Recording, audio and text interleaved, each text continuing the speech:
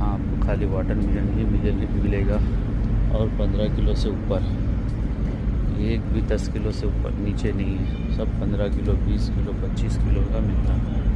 Watermelon ही watermelon है। ये देखिए कितनी बड़ी बड़ी साइज़ है। पिक्चर अच्छी लगे लाइक करें, फॉलो करें, कमेंट करें। इधर देखेंगे वाटरमेलन, वाटरमेलन।